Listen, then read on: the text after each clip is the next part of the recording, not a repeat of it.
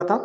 तो नेक्स्ट हमारा दिया हुआ है दो क्रमागत धनात्मक पूर्णांकों का गुणनफल 306 है, हमें पूर्णांक ज्ञात करना है। तो ज्ञात तो कर नहीं है, लेकिन फिलहाल में समीकरण के ऊपर क्या दिया हुआ है, वर्ग समीकरण यानी द्विघाती समीकरण के रूप में आपको निरूपित करना है। तो सबसे पहले नंबर तो आपको क्रमागत संख्याएं पता होना चाहिए।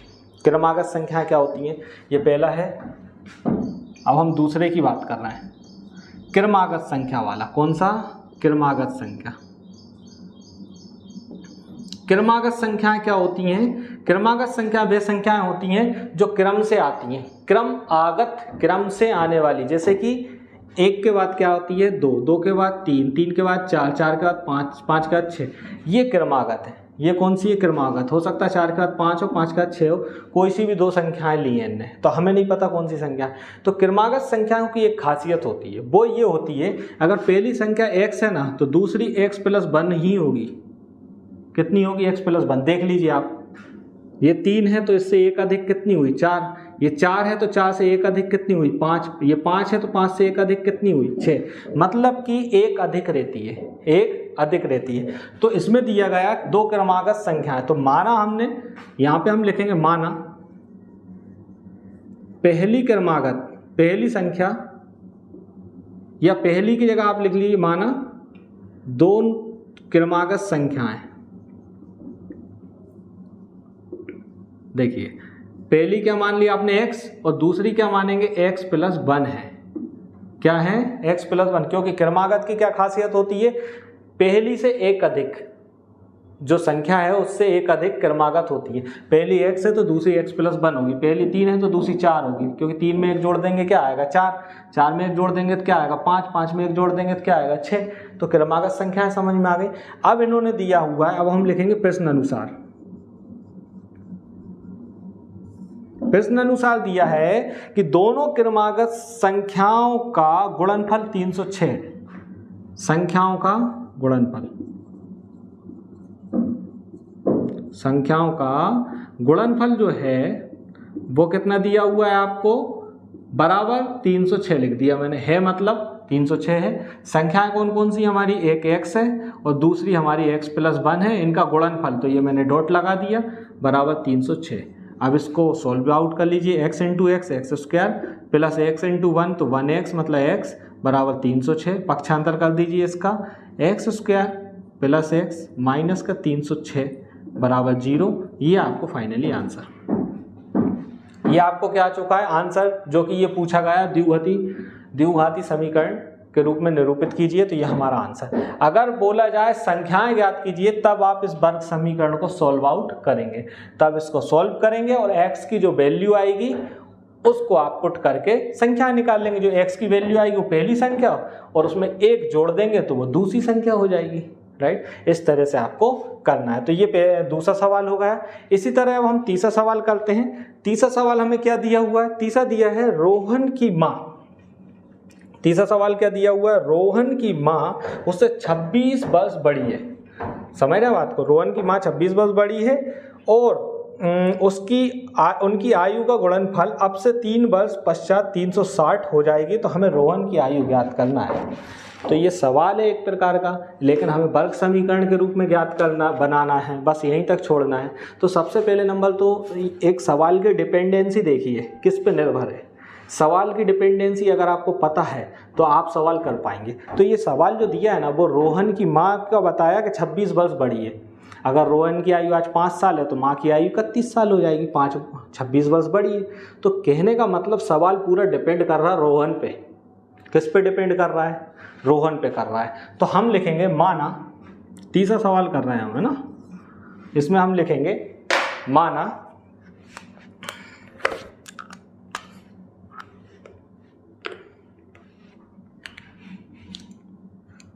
ये लग जाओ यार ये खास से भी।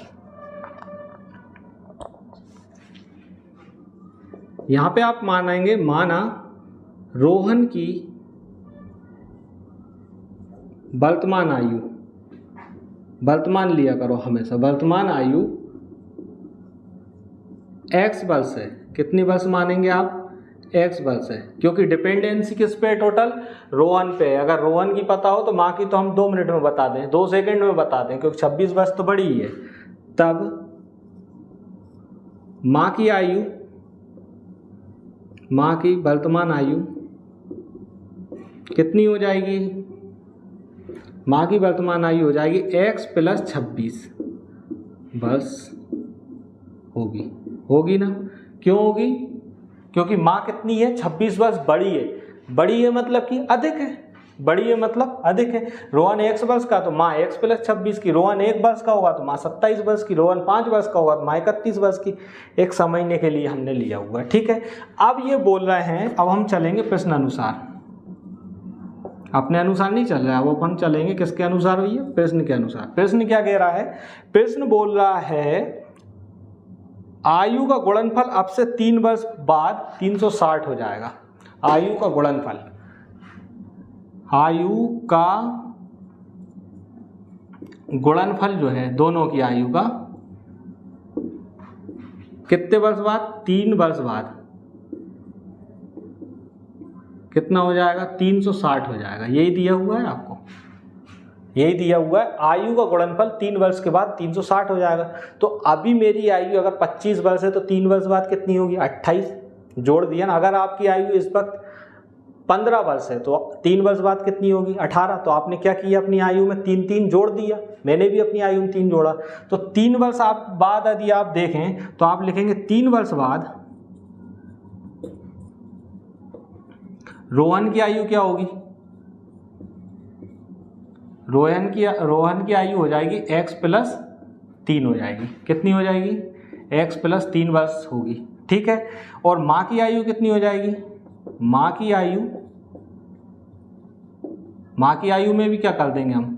माँ की आयु हो जाएगी x + 26 थी, इसमें 3 जोड़ देंगे, मतलब कि आपको हो जाएगा x + कितना हो जाएगा? 29 वर्ष।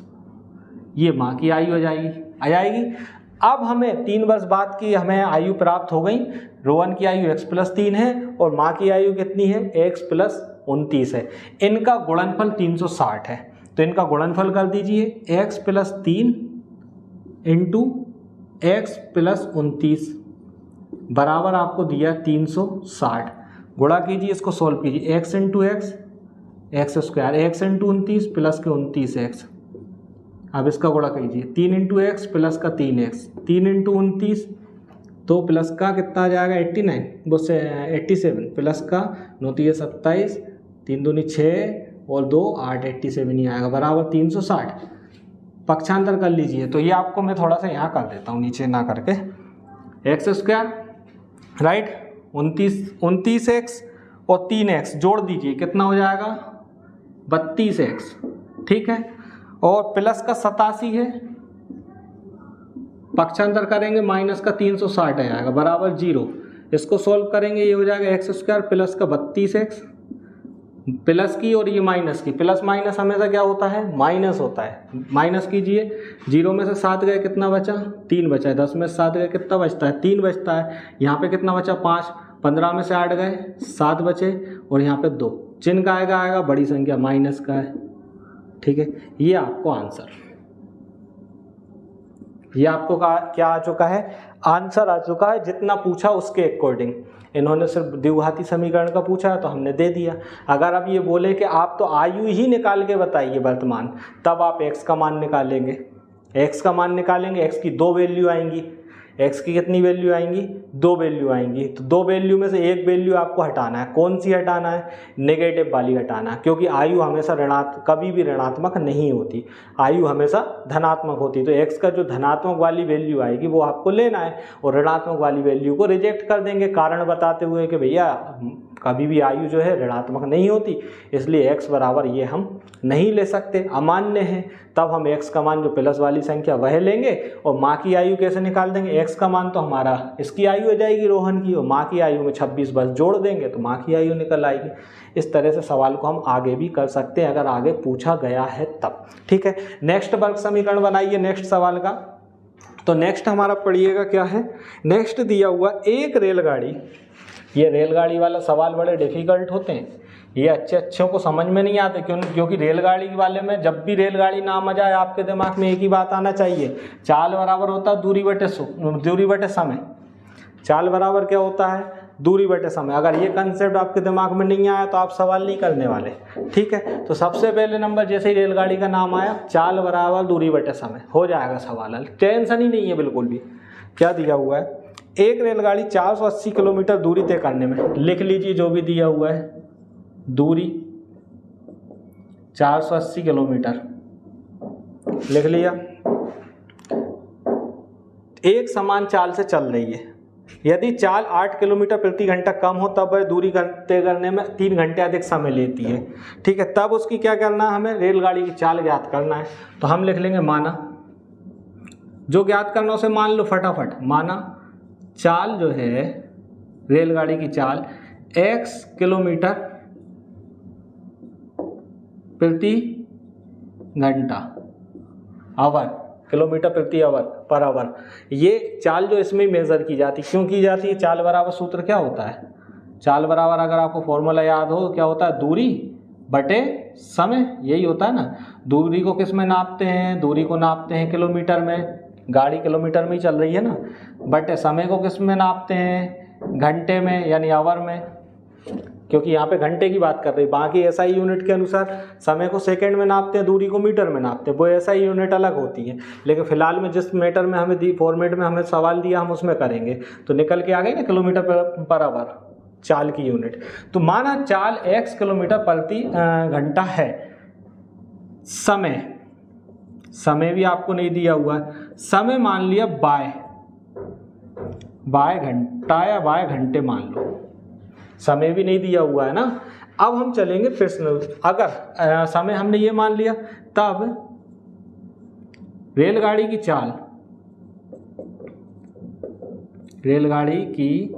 चाल क्या हो जाएगी? चाल बराबर होता है दूरी बटे समय। आप सूत्र लिखेंगे बाकायदा। तो चाल हो जाएगी, चाल कितनी है आपकी x, दूरी कितनी है आपकी 480, और समय कितना है आपका y, ठीक है। तो y को यहाँ ले आइए, क्योंकि इसकी आवश्यकता नहीं है हमें। y बराबर हो जाएगा 480 बटा x, ठीक है। इसको समीकरण नंबर 1 दे दीजिए, दे दिया, यहाँ पे छोड़ दीजिए, ठीक है। यहाँ पे आपने छोड़ दिया। इसके बाद में आप लिखेंगे, यहाँ पे मैं ना लिख के इधर लिख दे रहा हूँ ताकि आपको अच्छा दिखे।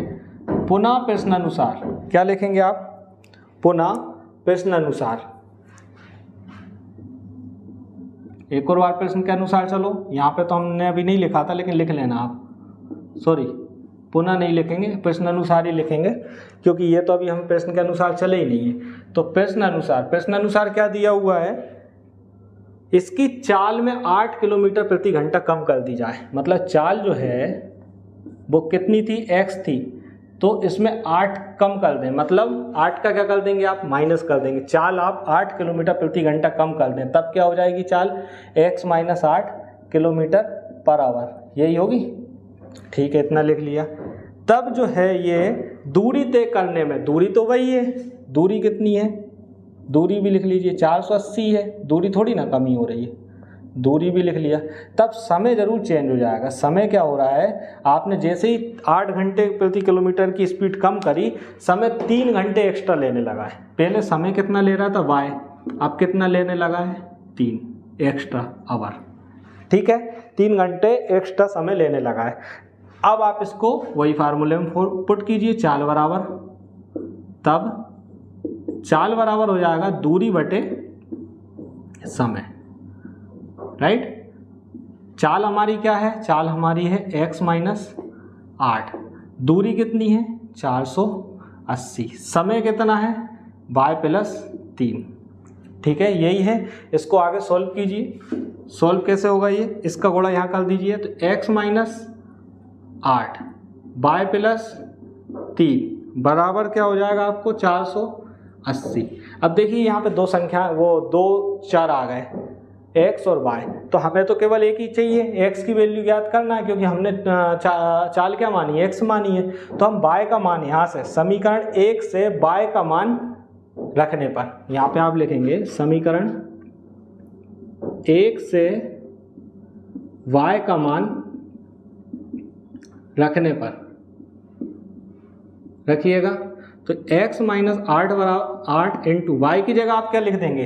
y की जगह आप लिख देंगे 480 बटे x, 480 बटा x प्लस 3 बराबर 480। सोल्व आउट कीजिए इसको, तो ये हो जाएगा x माइनस 8 और यहाँ पे एलसीएम लेंगे हम, तो ये हो जाएगा x, यहाँ पे बटे में 1 मान सकते हैं ना, 1 और x का कितना हो जाएगा x, इसका गुणा यहाँ कीजिए 480 प्लस 3x बराबर 480। अब x का गुणा क्या कीजिएगा आप, इसमें कर दीजिए, तो ये हो जाएगा आपको x ठीक माइनस 8, यहाँ पे 480 प्लस 3x बराबर गुणा में बटे में है तो कहाँ चला जाएगा, गुणा में, तो 480x हो जाएगा। इसको सोल्व कर दीजिए, x इंटू 480 कीजिए तो 480x आ जाएगा, x का गुणा इसमें कीजिए तो ये हो जाएगा फिर प्लस का 3x स्क्वायर। अब इसका कीजिए माइनस का 8 का गुणा कीजिए, 0 की 0, 8 × 64 की 4, हंसिलाई 6, 8 चौके 32, 6 38, राइट। इसका गुणा इसमें कीजिए माइनस का 8 तिया 24, x बराबर 480x। अब x वाली संख्याओं को सोल्व आउट कीजिए, पक्षांतर कर लीजिए, तो ये हो जाएगा आपको 480x plus 3x square minus के 38 40 माइनस के 24x माइनस के 480x बराबर 0। तो देखिए 480x प्लस माइनस के खत्म हो गए, तो अब हमें बचा 3x स्क्वायर माइनस के 24x, इसको अरेंज करके लिख दिया मैंने, माइनस के 38 40 बराबर 0। ये आपको आंसर आ चुका है। इसको अगर और आगे सोल्व नहीं करना चाहें, और आगे सोल्व करना चाहें तो आप कुछ कॉमन ले सकते हैं। इसमें मुझे कॉमन 3 दिख रहा है, देखिए 3 इसमें भी है, 8 3 24, 3 इसमें भी है और 3 इसमें भी है, 3 मैंने कॉमन लिया, तो ये आपको जाएगा x square minus 8x minus 3 एकम 3, 3 दूनी 6 बचे 2, 3 8 24, 0 की 0 बराबर 0। और ये 3 गुणा में है, बटे में जाएगा 0 के साथ, तो क्या हो जाएगा 0। तो ये आपको आंसर आ जाएगा x स्क्वायर 8x माइनस 82 बराबर 0, क्योंकि 3 बटे में जाएगा, यहाँ पे जाएगा, और 0 के बटे में जाएगा या गुणा में जाएगा तो वो तो 0 ही होना है। तो ये आपको फाइनली आंसर है, ये आपने वर्ग समीकरण बना लिया, ठीक है। तो ये इस तरह से आप इसको सोल्व करेंगे। अगर आपको बोला जाए कि इसकी चाल ज्ञात कीजिए, तब आपको वर्ग समीकरण हल करना पड़ेगा। आप वर्ग समीकरण हल करेंगे, x की 2 वैल्यू आएंगी, एक माइनस की आएगी, एक प्लस की आएगी, तो आप लिखेंगे ऋणात्मक हम नहीं ले सकते क्योंकि चाल धनात्मक होती है, इसलिए अमान्य है। तो धनात्मक वाली आप संख्या लेंगे, उस जो धनात्मक संख्या होगी वही आपका आंसर होगा। इस तरह से आपको सवाल करना है। तो इस तरह से आपको सीखने को मिलता रहेगा। वीडियो को लाइक करते रहें, शेयर करते रहें, चैनल पर नए आएँ सब्सक्राइब करें, बेल आइकन को दबाएं ताकि सारी वीडियो की नोटिफिकेशन आप पे जब भी मैं अपलोड करूं समय समय पर पहुंचती रहें। वैसे तो पर डे 1 वीडियो डलती है, कभी कभी 2 भी डल जाती हैं, तो आप अपना समय बिल्कुल मेंटेन कर लीजिए कि शाम को या रात को या सुबह आपको पढ़ना है, उस समय आप बाकायदा मेरा चैनल सर्च कीजिए, online study with Pankaj, play list पे जाइए, या तो आपके पास आपने सब्सक्राइब कर रखा है तो नोटिफिकेशन आ ही जाएगा, और वीडियो को पूरा देखिए। जब आप वीडियो को देखेंगे तब आपको समझ में आएगा कि सवालों को कैसे हल किया जाता है। देखिए सवाल तो आपको कई लोग करवाएंगे, उसमें कोई टेंशन वाली बात नहीं है, लेकिन जो मैं करवा रहा हूँ वो इस तरह से करवा रहा हूँ कि आपका बेसिक मजबूत होता चले, जो मैथ के फंडामेंटल हैं वो मजबूत होते चले। उसका कारण ये है, जब आप 10th के बाद में कंपटीशन एग्ज़ाम की तैयारी करेंगे तब आपको मैथ कठिन नहीं लगना चाहिए। कई बच्चे होते हैं जो मैथ को सवाल रटते हुए थोड़े चले जाते हैं जल्दी जल्दी में, और जब वो कंपटीशन एग्जाम में बैठते हैं ना तो उन्हें मैथ बहुत कठिन लगती है। उसका कारण एक ही होता है, उनके फंडामेंटल्स क्लियर नहीं होते। इसलिए आपका बेसिक ज्ञान अच्छा होना और फंडामेंटल्स जो मैथ के हैं वो क्लियर होना बहुत ज़रूरी है। तो उनको बाद में नहीं करना, हमें अभी करते हुए चलना, तभी तो नौकरी मिलेगी ना। हमें कैसे मिली? हमें भी ऐसे ही मिली, हमारे मैथ के फंडामेंटल्स क्लियर थे, हमने जैसे ही अपनी ग्रेजुएशन की हमें नौकरी मिल गई सरकारी। तो सेम कंडीशन आपकी रहेगी। ईश्वर से हमारी प्रार्थना भी है कि आप जल्दी सफल हों, सक्षम बने। इसी के साथ मैं लेता हूँ विदा।